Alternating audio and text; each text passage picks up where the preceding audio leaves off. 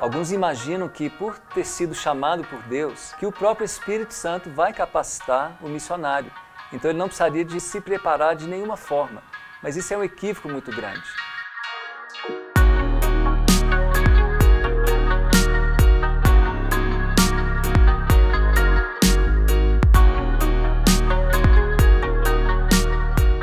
Há um missionário que trabalhou no Brasil com tribos indígenas muitos anos que dizia isso.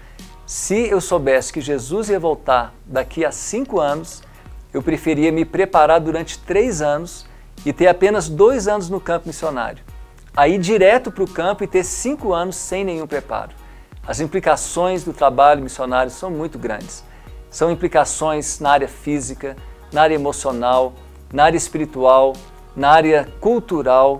Então é necessário mesmo um embasamento. O missionário precisa ir, senão ele vai esbarrar com tantos choques, tantas dificuldades, que é possível que ele volte e nunca mais queira saber do trabalho missionário. O preparo missionário pode envolver vários níveis. O primeiro nível seria o nível de preparo pessoal, quando o missionário desenvolve uma vida de intimidade com Deus, que ele aprende a ler a palavra, aprende a ter uma vida de oração. Ele cria vínculos fortes com o Senhor. O segundo nível seria o nível do vínculo pessoal com a igreja local, entendendo que a obra missionária é uma obra da igreja e não apenas do missionário que vai. Então, o missionário, o candidato, ele precisa ser testado pela igreja, ele precisa servir a igreja onde ele está. Como diz o Ronaldo Lidório, só é bênção longe quem é bênção perto. Então esse vínculo é muito importante, faz parte do preparo. Dentro desse nível aí do preparo de vínculo com a igreja, alguns estudiosos falam de 3 aspectos do chamado. O primeiro é o chamado, primeiro é o aspecto subjetivo, que tem a ver com a pessoa e Deus. É aquela sensação que ela tem, aquela impressão de que Deus a está chamando para o campo. É algo entre ela e Deus. O segundo aspecto é o aspecto mais objetivo, quando o missionário, o candidato, ele começa a se envolver nos trabalhos da igreja, começa a participar de uma viagem missionária, de um evangelismo, de uma liderança de célula, e ele começa a perceber que ele tem jeito para o trabalho missionário. E o terceiro aspecto é o aspecto coletivo, quando não só ele enxerga isso, mas a igreja, a liderança da igreja, enxerga nele uma pessoa chamada. Então tudo isso faz parte desse segundo nível, que é o nível do vínculo do missionário com a sua igreja. O terceiro nível já seria o nível de preparo bíblico-teológico.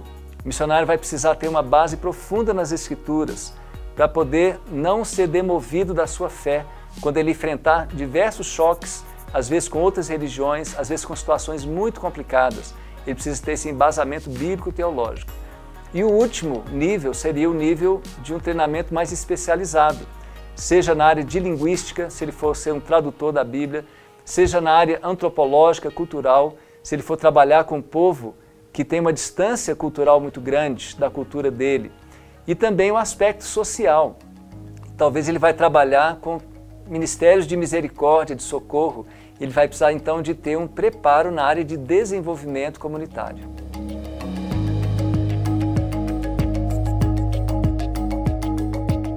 Outra questão polêmica é a questão do papel da igreja local e da agência missionária. Muitos imaginam que as agências missionárias surgiram porque a igreja local não estava fazendo a sua parte na obra missionária. Então grupos de pessoas se organizaram para ir ao encontro das necessidades de povos não alcançados, cidades onde o evangelho ainda não tinha chegado. E muitos entendem então, quando a igreja local ela assume o seu papel, então ela pode dispensar a agência missionária.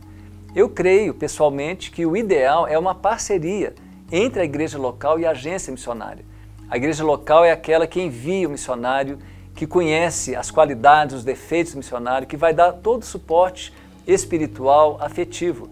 Mas a agência missionária, dependendo do campo para onde o missionário vai, é ela que vai ter o know-how, que vai poder lidar com a questão da logística, das estratégias missionárias e vai poder dar um acompanhamento mais de perto ali no campo. Então eu creio que o ideal é essa parceria entre a igreja local, a agência missionária e o missionário.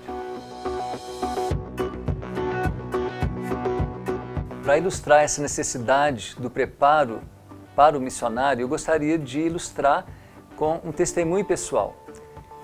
Eu me converti com 8 anos de idade, era uma criança, mas foi aos 17 anos, num acampamento da Mocidade para Cristo, na Lagoa dos Ingleses, em Belo Horizonte, que eu me consagrei a Deus, no culto da fogueira.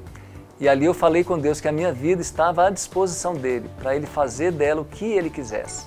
Nunca imaginei que eu ia ser um missionário, mas ao ouvir algumas estatísticas sobre os indígenas do Brasil, mostrando que havia naquela época mais de 100 tribos que nunca tinham ouvido o Evangelho, e o missionário dizendo que havia pouquíssimas pessoas dispostas a ir, aquilo me tocou profundamente. E eu acabei então largando a engenharia civil aqui na UFMG, em BH, e fui para o seminário Palavra da Vida, onde eu passei 5 anos me preparando na área bíblica teológica. Depois eu voltei para Belo Horizonte para atuar junto à minha igreja, com a ideia de criar um vínculo ainda maior com a minha igreja, servir a igreja e passar a visão missionária para a igreja. Então, naqueles 2 anos, eu e minha esposa, nós empreendemos então viagens missionárias, levando pessoas da igreja, também fizemos conferências missionárias. E depois desses 2 anos, fomos para Brasília fazer o curso de Linguística e Missiologia da Missão Além e depois ainda o curso de Sobrevivência na Selva, em Tocantins, com a tribo Craô. Então, ao todo, foram 8 anos de preparo. Depois desses 8 anos, nós fomos enviados pela igreja para trabalhar com uma pequena tribo em Rondônia, chamada Caritiana.